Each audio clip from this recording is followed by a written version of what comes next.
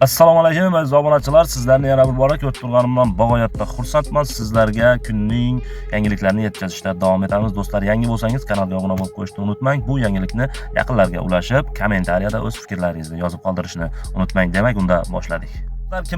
Kimdadir agarda elektromoped, skuter bo'ladigan bo'lsa, bu xabardan allaqachon xabar topgan bo'lishi ham mumkin. Xabar topmaganlar uchun ma'lumot tariqasida aytib o'taman. Do'stlar, mana kimda hamma biladi, o'sha elektroskuter mopedlarga nomer olish jarayoni va texpasport va hokazo prava olish jarayonlari bo'lib o'tdi prezidentning qaroriga asosan va yaqindagina ko'pchilik ulgurmay qolgan, ko'pchilik mablag' tomonlama yetlashtira olmaganligi sababli va yana qarorga o'zgartirish kiritildi.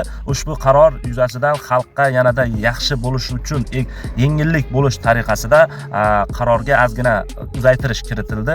Ya'ni endi moped yoki elektroskuteringizni texpasportdan o'tkazib nomer ola olmagan bo'lsangiz va endi shoshmasligingiz mumkin. Mablag' to'plang, bu qarorga o'zgartirish kiritildi. 1-oktyabrgacha uzaytirildi. Bu yangilikni yaqinlarga ulashib qo'ying.